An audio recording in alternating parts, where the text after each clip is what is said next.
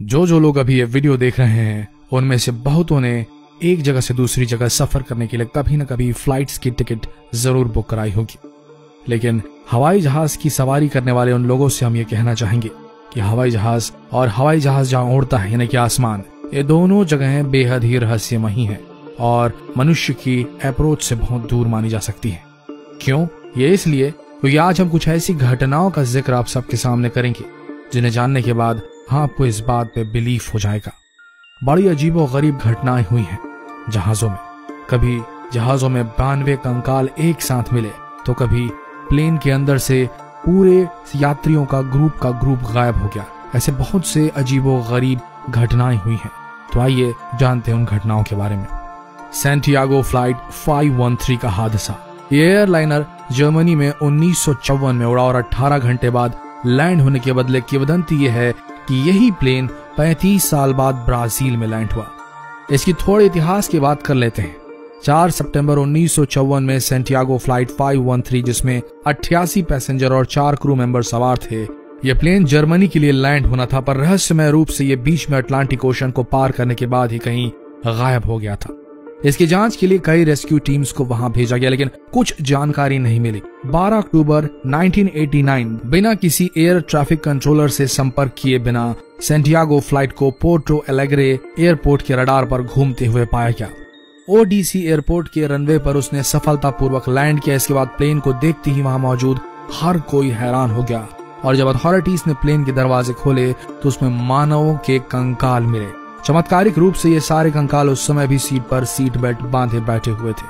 Captain Miguel Victor curvy की body pilot की seat पर ही थी और उनके हाथ कंट्रोलर पर और इंजन अभी भी काम कर रहा था। डॉक्टर कैल्फो एटालो पैरानॉर्मल रिसर्चर्स हैं। उनकी थ्योरी के हिसाब से उनका कहना है कि ब्लैक होल इस दुनिया में मौजूद है और सैंटियागो फ्लाइट 513 हो सकता है ऐसे किसी ब्लैक होल का शिकार हो गया हो। उनका मानना था कि सरकार को यह बात जनता से नहीं छुपानी चाहिए, लेकिन सरकार ने यह बात जनता से छुपाने की भरपूर कोशिश की, लेकिन यह उस समय अखबारों की सुर्खियां बनकर दुनिया के सामने आ गया था यह हादसा। फ्लाइट 19 5 दिसंबर 1945 को फ्लाइट 19 ने नेवल एयर स्टेशन प्रणाली से 2:10 पर उड़ान भरी। यह प्लेन 3 घंटे के अभ्यास ट्रेनिंग पर था, जिसको उस समय नेविगेशन प्रॉब्लम सॉल्व करने के लिए नंबर 1 का नाम दिया गया था। इन लड़ाकू जहाजों को बमबारी करके वापस अपने स्टेशन तक जाना था। यह सारा काम हैंसन चिकन शोर्स नाम की जगह पर होना था। इसमें 14 ट्रेनीज मौजूद थे जो कि 5 प्लेन्स में फैलकर उड़ान भर रहे थे और इस पूरे अभियान के लीडर लेफ्टिनेंट चांस टेलर थे। 2:10 पर प्लेन ने अपने अंदर लगे सारे बॉम्ब्स गिरा दिए, लेकिन उसके बाद उनके साथ कुछ अजीब हुआ। जी हाँ, आपने सही सोचा, फ्लाइट 19 बर्म्यूडा ट्रायंगल से कहीं गायब हो गया। एयर ट्रैफिक कंट्रोलर को पता चलने के बाद वहां रेस्क्यू टीम को भेजा गया और एक बड़े क्षेत्र के समुद्र को खंगाला गया, लेकिन फ्लाइट 19 कहाँ गायब हुई, कौन उसे खा गया, कहाँ जाकर गिरी और उसका मलबा कहाँ है, इसके बारे में आज तक कोई कुछ पता ही नहीं पाया है, ना ही कुछ पता चल पाया है। फ्लाइंग टाइगर फ्लाइट 739 ये लॉकहीड L1049 सुपर कंस्टिलेशन प्रोपलाइनर है। 1962 में इसने कैलिफोर्निया से वियतनाम के लिए उड़ान भरी। इसमें 11 अमेरिकन सिविलियन क्रू मेंबर्स और 96 मिलिट्री पर्सनल मौजूद थे। इस फ्लाइट का पूरा ध्यान मिलिट्री एयर ट्रांसपोर्ट रख रही थी। इस प्लेन के कैप्टन को पहले ही बता दिया गया था कि उनको 4 जगह पर जहाज में ईंधन डलवाना है। मतलब इस जहाज को Honolulu, Hawaii, Wake Island, Guam and Clark airbase Philippines में रुककर जहाज में ईंधन भरवाना था। फ्लाइट गुआम पहुंचने के बाद होनोलुलु और वेक आइलैंड पर पहुंचने के लिए थोड़ी डीले हो गई। गुआम से डिपार्चर होने के बाद 80 मिनट बाद फ्लाइट से संपर्क करने में दिक्कत आने लगी।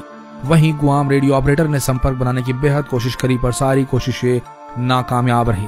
इस घटना के बाद एयरक्राफ्ट के बारे में कुछ खास पता नहीं चल पाया। ना ही ये पता चला कि अब वो कहाँ है और इसका मलबा कहाँ है, और ना ही उसके बाद इसे कभी देखा गया। कहाँ गया वो प्लेन, इसके बारे में कोई जानकारी नहीं है। न यात्री मिले न जहाज।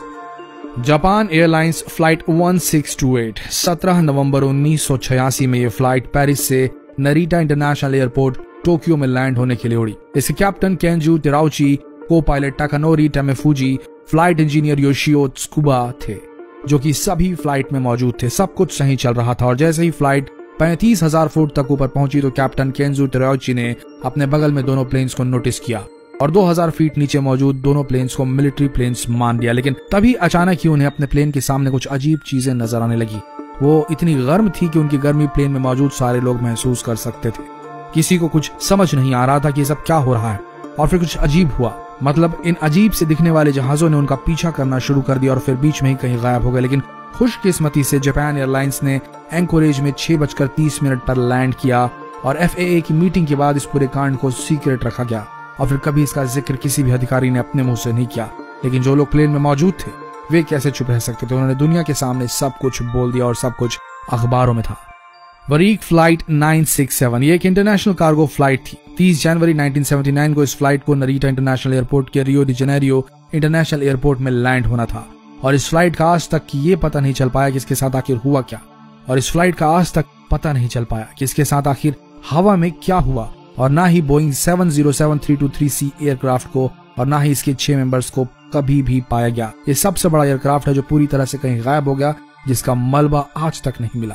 2003 अंगोला 727 अदृश्य पैसेंजर्स। 25 मई 200 में बोइंग 727 को क्वाट्रो डी फेवारियो एयरपोर्ट से अंगोला में लैंड होना था, लेकिन यह बीच में कहीं गायब हो गया और इसके गायब होने का कारण पता करना फेवारियो ऑफ इन्वेस्टिगेशन और सेंट्रल इंटेलिजेंस एजेंसी दोनों के लिए मुश्किल हो गया। फ्लाइट के को-पायलट बेन सी पडालिया और फ्लाइट इंजीनियर जॉन एम मोंटानो इस फ्लाइट को संभाल रहे थे। बिना किसी संपर्क के प्लेन ने उड़ान भरी। इसके बाद ग्राउंड पर मौजूद टावर ऑफिसर्स ने फ्लाइट से संपर्क करने की बहुत कोशिश की और वहां से कोई उत्तर नहीं मिला।